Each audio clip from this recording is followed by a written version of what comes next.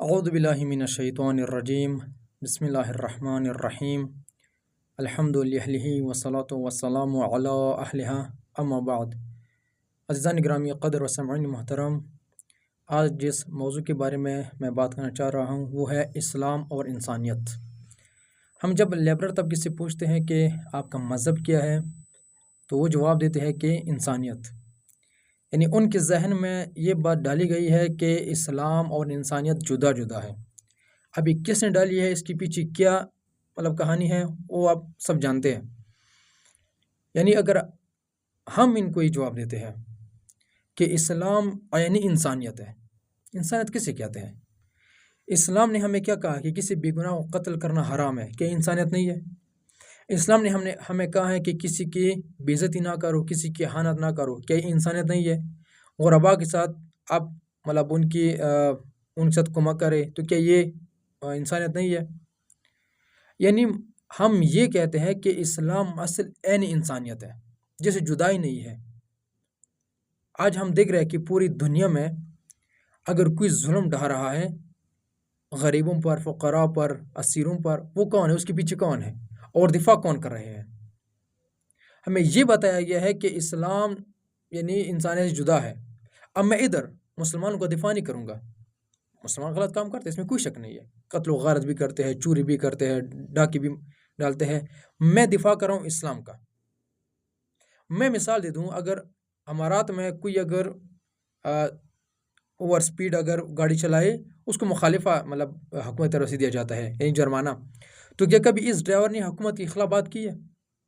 قانون ہے ادھر، آپ خود اپنی غلطی مانیں، ادھر بھی ایک قانون لاگو کرے کہ اسلام نے ہمیں نہیں کہا کہ یہ کام کرو، میں کر رہا ہوں، یہ میرا فعل ہے۔ اگر آپ قرآن مجید میں ائمہ علیہم الصلوۃ والسلام کی رسول اللہ کی سیرت میں ہمیں دکھائے کہ یہ انسانیت کے خلاف ہے، تو پھر ہم مانیں گے کیا آپ کا جو حکم ہے وہ ٹھیک ہے، انسانیت کے خلاف ہے۔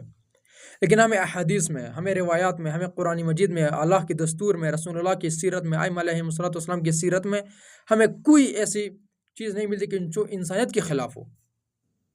جس طرح خدا کی ذات سے ہم علم کو، قدرت کو جدا نہیں کر سکتے، خدا کی عینی ذات ہے، اسی طرح اسلام عین انسانیت ہے۔ آپ مجھے دکھاؤ کس مذہب میں، کس فکر میں والدین کا احترام ہے جو اسلام نے بیان کیا ہے؟ پڑوسی کا یہ حق ہے آپ کے اوپر، معاشرے کا آپ کے اوپر یہ حق ہے، دوست کا آپ کے اوپر یہ حق ہے، آپ کے بزرگوں کا آپ کے اوپر یہ حق ہے۔ کس نے بتایا ہمیں؟ صرف اسلام ہے جو ہمیں بتا رہا ہے۔ میں پھر عرض کر رہا ہوں کہ میں اسلام کا دفاع کروں گا، مسلمانوں کا نہیں۔ اب ہم سوالات ہے کہ مسلمان کیوں بک جاتے ہیں، ایک دیگر عوامل ہے۔ مسلمانوں کا بکنا، فیصلے کے غلط کام کرنا، وہ ایک دیگر عناصر کے تحت ہے۔ اما اسلام نے نہیں کہا ہمیں کہ یہ کام کرو۔ بس یہ سوچ کہ جو ہمارے ذہن میں ڈالی گئی ہے کہ اسلام انسانیت کا دشمن ہے، یہ کس نے ہمارے ذہن میں ڈال دیا؟ آج ہمارے نوجوانان کس طرف جا رہے ہیں؟ لیبرر کا شکار ہو رہے ہیں اسی کے تحت۔ قرآن مجید میں ایک آیت اٹھا کے اس کا ترجمہ کرتے ہیں کہ خدا نے مطال کہہ رہا ہے کہ کفار کو مارو، یہ انسانیت کے خلاف نہیں ہے۔ اس کا نہ سیاق و سباق پڑھتے ہیں، نہ اس کے شان نزول کو پڑھتے ہیں کہ کس موقع پر نازل ہوا ہے، کیوں نازل ہوا ہے، انہیں پڑھتے، بس ایک آیت اٹھاتے ہیں اور اس کا تفسیر کرتے ہیں۔ اس لیے قرآن مجید خود فرما رہا ہے یہدی بہ کثیرا ویضل بہ کثیرا، اس سے قرآن نے بہت سے لوگوں کو ہدایت دی ہے اور بہت سے لوگوں کو گمراہ کیا ہے۔ گمراہ کیسے کیا ہے کہ انسان ایک آیت اٹھا کے اس کا سیاق و سبق سے ہٹ کے اس کو اپنے فتنے کے لیے استعمال کرے، اور مغرب یہی کام کر رہا ہے۔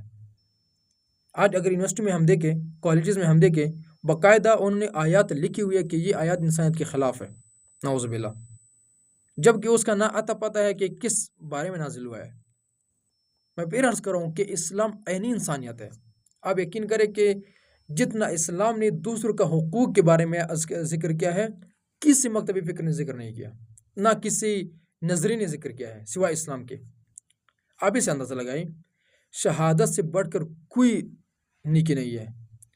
فقہی مسائل میں سے ہے کہ جب شہید محاذ پہ شہید ہو جاتا ہے تو اس کو غسل کے بغیر اور اسی خون میں دفن کیا جائے، اتنی فضیلت ہے اس کی۔ لیکن اس کے باوجود خدا فرما رہا ہے کہ اگر اس بندے نے، اس شہید نے کسی کا حق غصب کیا ہو، ہم اس حق کو معاف نہیں کریں گے جب تک وہ بندہ معاف نہ کرے۔ اب دیکھو خدا کی عدالت بھی ادھر ہمیں سمجھ آتی ہے کہ خدا کتنا عادل ہے۔ خدا نے کہا میری ذمہ جو گناہ ہے، جو میرے سے مختص، میں معاف کر دوں گا، آپ نے اگر دن میں کوتاہی کیا، اما دوسروں کا حق ہے وہ میں معاف نہیں کروں گا۔ اس بڑا کوئی انسان ہو سکتی ہے کہ خدا ایک خدا معاف کر سکتا ہے، طاقت رکھتا ہے، لیکن اس کے باوجود خدا نے یہ کہا ہے کہ نہ میں معاف نہیں کروں گا جب تک انسان معاف نہ کرے. یہ حقوق العباد ہے. خدا متعالی ہمیں دین مبین پر عمل کرنے کی توفیق عطا فرمائے. وآخر دعوانا الحمد للہ رب العالمین.